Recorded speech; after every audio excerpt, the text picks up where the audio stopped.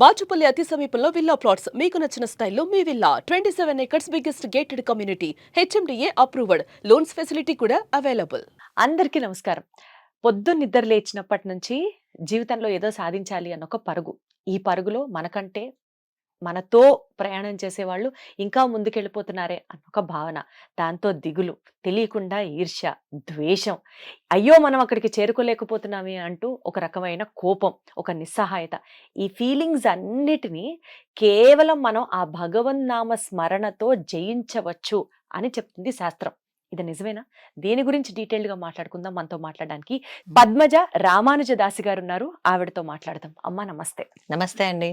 ఎట్లా అమ్మా, తెలియకుండా ఇవాళ నేను చాలా శాంతంగా ఉండాలి అని అనుకుంటా, కానీ ఏదో ఒక రకంలో కోపం, మనకి తెలియకుండానే ఒకలాంటి ద్వేషం, ఒక అసూయ, పక్కన వాడు మనకంటే బాగుపడుతున్నాడే అన్న ఒక అసూయ. ఈ క్వాలిటీస్ ఈ మధ్య కాలంలో చాలా ఎక్కువైపోతున్నాయి. నేను ఎందుకు అడిగానంటే, అది కోపమా, ద్వేషమా, లేకపోతే ఆ బాధ ఏంటో నేను చెప్పలేను, కానీ స్ట్రెస్ అన్న ఒక పదంతో వీటన్నిటినీ గనుక మనం సమరైజ్ చేసుకుంటే, లోపల స్ట్రెస్ పెరిగిపోవడం వల్ల నానా రకాల వంటి వ్యాధులు, జబ్బులు వస్తున్నాయి. Side effects. నిజంగా భగవంతుడిని మనం ప్రార్థిస్తే ముందర నేను బాగుండాలి, అందరం బాగుండాలి అనుకోవడం కాదు, నాలో ఉన్న ఈ నెగిటివ్ క్వాలిటీస్ అన్నిటినీ ముందర నశింపు చెయ్యి తండ్రి అని ప్రార్థిస్తే అసలు అలాంటి ప్రార్థన ఉంటుందా? తప్పకుండా. అంటే మనకి కావలసింది స్వామిని అడగడానికి, దానికన్నా కూడా ఆయన ఏమైనా బెల్ బాయా ఏంటండి? ఇలా బెల్ కొట్టంగానే నాకు ఇది తీసురా, అది తీసురా అని చెప్పి అంటే బెల్ బాయ్లు తీసుకొచ్చినట్లుగా మనకు కావాల్సిన కోరికలన్నీ ఆయన దగ్గర లిస్ట్ చదివి ఆయన దగ్గర నుంచి తెప్పించుకోవటానికి కాదు కదా. కాకపోతే మనకున్నటువంటి కష్టం లౌకికంగా బయట ఉండేటువంటి ప్రజలకు చెప్పుకుంటే నానే వాళ్ళు ఎవరో ఈ లోకంలో ఉంటారు కదా, ఫ్రెండ్సో లేకపోతే తల్లిదండ్రులో, తోబుట్టువులో, వాళ్ళు చెప్పుకుంటే వాళ్ళకన్నా కూడా ఆర్చేవాడు, తీర్చేవాడు ఎవరైనా ఉన్నాడంటే భగవంతుడు. కాబట్టి మనకు వచ్చిన కష్టం ఆయన దగ్గర చెప్పుకోవడంలో ఎప్పుడు తప్పు లేదు. నాకు ఇది కావాలని పర్టికులర్ గా అడగడం కోరిక అవుతుంది, అది సెకండరీ. రెండు, మీరు ఒక మంచి టాపిక్ ఎత్తారు, టెన్షన్స్. ఈ రోజుల్లో టెన్షన్ మూలంగానే ఇవన్నీ కూడాను, స్ట్రెస్ కదా. అయితే ఇంద్రియాని హయన్యాహు అంటారు. ఇంద్రియాలు గుర్రాలు లాంటివి. ఈ ఇంద్రియాలన్నీ గుర్రాలాంటివి. శరీరము ఒక రథం, బండి అనుకుందాం. ఈ బండికి ఉండేటువంటి గుర్రాలు, సపోజ్ 5 గుర్రాలు ఉన్నాయి. ఈ 5 గుర్రాలు ఈ బండిని ఎలా వెళ్తుంది ముందుకి? 5 గుర్రాలు ఒకే డైరెక్షన్ లో వెళితే కరెక్ట్ గా సజావుగా సాగుతుంది బండి ప్రయాణం. 5 గుర్రాలు 5 దిక్కుల్లో వెళ్ళిపోయింది అంటే గుర్రం అసలు ఇంకా మన బండి విరిగి కూర్చుంటుంది కదా.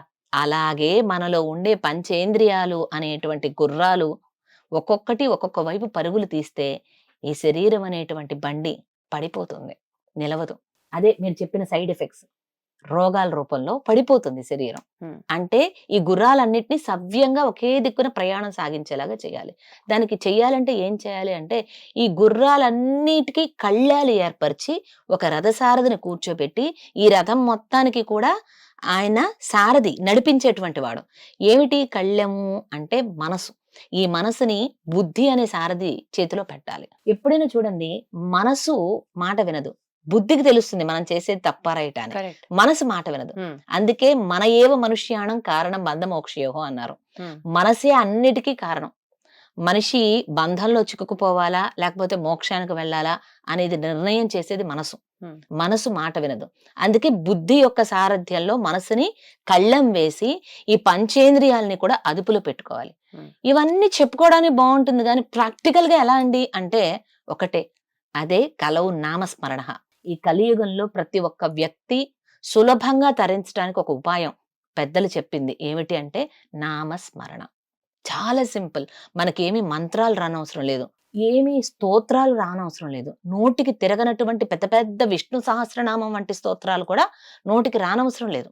చదువుకున్న వాళ్ళు ఉంటారు, చదువుకోని వాళ్ళు ఉంటారు. ఎవరైనా చెప్పగలిగేది ఒక నామం, ఏదో ఒక నామం, వాళ్ళ ఇష్ట దైవం నామం, శ్రీకృష్ణ, శ్రీరామ, ఏదో ఒక నామం పెట్టుకొని దాన్ని అలా మననం చేయటం. అది కూడా ఎలా? ఆ భగవంతుడి మీద కూర్చొని పరిశుద్ధంగా, అంటే స్నానం చేసి చక్కగా ఆయన ముందు కూర్చొని టైం పెట్టుకోండి. ఒక 10 నిమిషాల, పావు గంట, ఎంతో కొంత సమయం పెట్టుకొని ఆ సమయం ఆయనకి మాత్రమే, ఆయన నామం చెప్పడానికి మాత్రమే అని కూర్చొని ప్రశాంతమైన చిత్తంతో ఇంక ఏమీ మనసులోకి ఆలోచన దీన్నే మెడిటేషన్ అంటారా? Yes, exactly.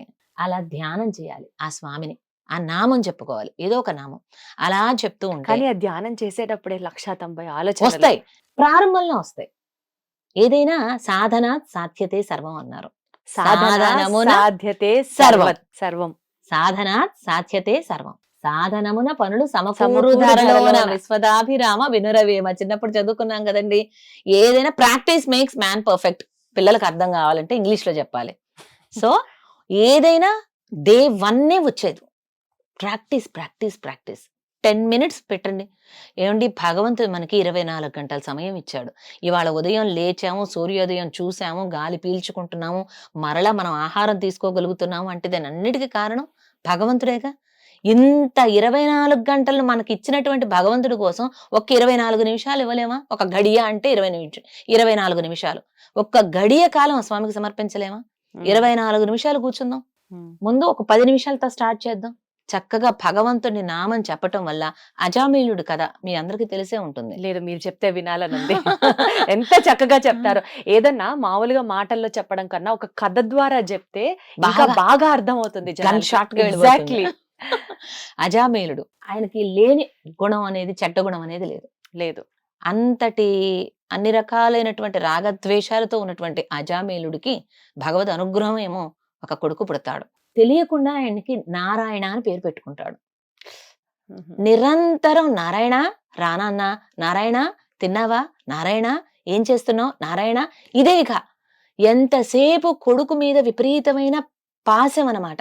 ఆ ప్రేమ కారణంగా నారాయణ నారాయణ నారాయణ. చివరాఖరికి ఈ అజామీలుడికి లేని రోగం లేదు. అంటే ఎందుకు వస్తాయండి రోగాలు? మనం చేసేదాన్ని బట్టేగా, మన నడవడికను బట్టే రోగాలు. ఆయనకు అన్ని చెడ్డ అలవాట్లు ఉన్నాయి కాబట్టి అన్ని రోగాలు వచ్చినాయి. చివరి నిమిషం వచ్చింది అజామిల్లుడికి. ఆ సమయంలో, ఆ చివరి నిమిషంలో భగవంతుని స్మరించలా. ఎంతసేపు తన కొడుకు మీదే ప్రేమ. నారాయణ నారాయణ నారాయణ కలవరిస్తున్నాడు. పిల్లవాడు లేడు దగ్గర. ఆ నారాయణ నారాయణ కలవరిస్తూ చనిపోబోయాడు. విష్ణు భక్తులు వచ్చారు, యమదూతలు వచ్చారు. ఈ జీవుడు మావాడు అని యమభటులు తీసుకువెళ్ళాలనుకున్నారు. విష్ణు దూతలేమో లేదు, ఈయన చనిపోయే ముందు నారాయణ అంటూ చనిపోయాడు కాబట్టి విష్ణు సాన్నిధ్యం లభిస్తుంది అన్నారు. అంటే తను నిజంగా నేరుగా శ్రీమన్నారాయణ మూర్తిని గురించి భక్తితో ఆరాధన చేస్తూ పలకలేదు. ఊరికే మాట వరుసకి తన కొడుకును పిలుచుకున్నాడు నారాయణ అని. అంటే మాట వరుసకి నారాయణ అన్నా కూడా ఆ 4 అక్షరాలు ఎంత గమ్మత్తైనటువంటి పని చేసాయో చూడండి. యమదూతల నుంచి ఈ జీవుణ్ణి రక్షించి ఆ విష్ణు సాన్నిధ్యానికి పంపిస్తున్నాయనంటే అంత గొప్పది నామం. స్వామి నామం, భగవన్ నామం అంత విశేషమైన ఫలితాలను ఇస్తుంది. మనం తెలిసి పలికిన అర్థం, తెలియక పలికిన అది చేసే పని అది చేసే తీరుతుంది. మందుందండి, టాబ్లెట్, దాని గురించి మనం మొత్తం తెలీదు. తెలుసుకోలేదు. దాని మీద చాలా కాంబినేషన్స్ ఉంటాయి. మీరు గనక గమనించినట్లయితే అవును. మెడికల్ అవి ఏమన్నా మనకు తెలిసి వేసుకుంటామా? ఏదో కొన్ని డోలో సంథింగ్ ఏవో కొన్ని పేర్లు అంటే మనకు తెలుస్తాయి. జ్వరానికి ఇది అని. ఏది తెలియదు. డాక్టర్ దగ్గరికి వెళ్ళాం, ఇచ్చారు ప్రిస్క్రిప్షన్, తీసుకున్నాం. ఆ కాంబినేషన్స్ దాని గురించి మనకు తెలియకపోయినా వేసుకున్నామంటే దాని పని చేసే తీరుతుందిగా. ఎలా చేస్తుంది? అనారోగ్యాన్ని పోగొడుతుంది, అట్ ద సేమ్ టైం ఆరోగ్యం వచ్చేస్తుంది. మళ్ళీ ఆరోగ్యం రావడం కోసం ఇంకో టాబ్లెట్ వేసుకుని అవసరం లేదు.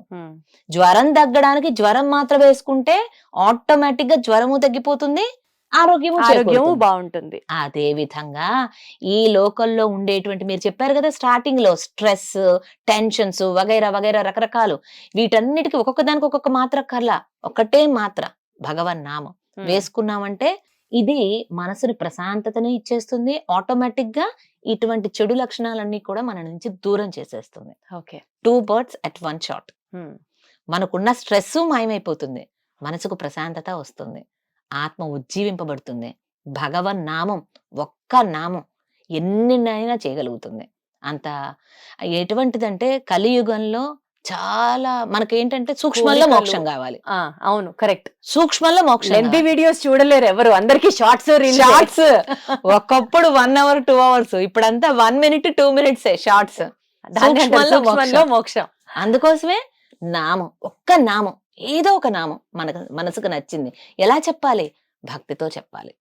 అఫ్ కోర్స్ అజామీలుడు భక్తితో చెప్పకపోయినా అలా పలికినా చాలు, నామం తన పని తాను చేసుకుపోతుంది. అలా. కాబట్టి ఎలాంటి నెగటివ్ థాట్స్ వచ్చినా, లేకపోతే తప్పకుండా. జెలసీ అవ్వచ్చు, కోపం అవ్వచ్చు, ద్వేషం అవ్వచ్చు, బాధ అవ్వచ్చు, నామస్మరణ చేస్తే అన్నిటి నుంచి ఒక ఉపశమనం లభిస్తుంది అని చెప్తున్నారు. తప్పకుండా. ఒకటే మందు, రోగాలన్నీ మాయం.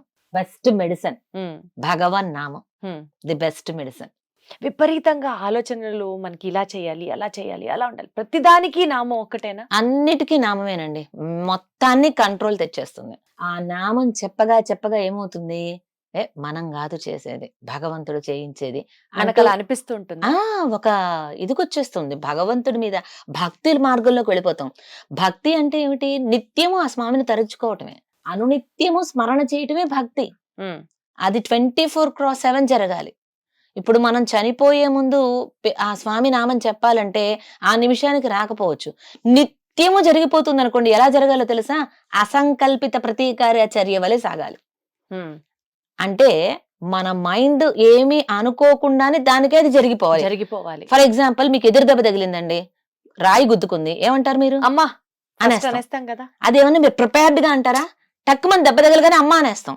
అమ్మ కాదు, భగవన్ నామం రావాలి. మీకు ఇష్టమైన నామం, మీరు ఏ నామం అయితే మీరు అంటూ ఉంటారో కంటిన్యూస్ గా, అది ఎంతగా అనాలి అంటే, మనకు తెలియకుండానే తుమ్మొచ్చింది, చిరంజీవ లేకపోతే శతాయిషు లేకపోతే ఇంకేదో అనుకుంటూ ఉంటారు ఒక్కొక్కళ్ళు వాళ్ళ అలవాటుని బట్టి. బట్ తుమ్మొచ్చినా, దగ్గొచ్చినా, కింద పడ్డా, నుంచున్నా, కూర్చున్నా, పడుకున్నా, నడుస్తున్నా, ఏ పని చేస్తున్నా, ఆహారం తీసుకుంటున్నా, ఎప్పుడూ కూడా 24/7 జరుగుతూనే ఉండాలి భగవన్ నామం. దీన్ని మించింది లేదండి.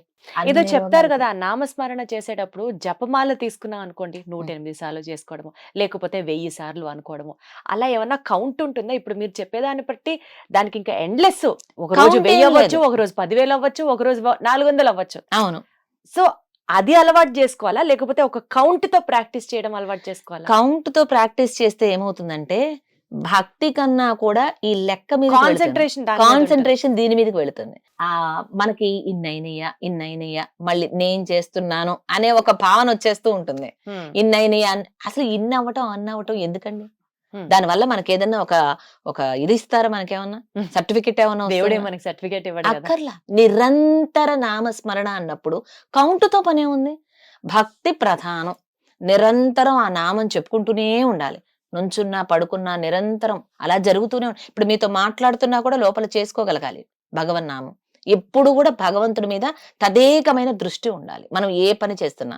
అప్పుడు మనలో తెలియకుండానే ఈ రాగద్వేషాలు, కామ, క్రోధ, లోభ, మోహ, మదమాశ్చర్యాలు అనేటువంటి అరిషట్ వర్గాలనే 6 శత్రువులు కూడా మన నుంచి వెళ్ళిపోతాయి. సర్వరోగ నివారణి ఆ భగవన్ నామ స్మరణ. అంతే, ఖచ్చితంగా. ఈజీగా ఉంది. ధన్యవాదాలు. జై శ్రీమన్నారాయణ.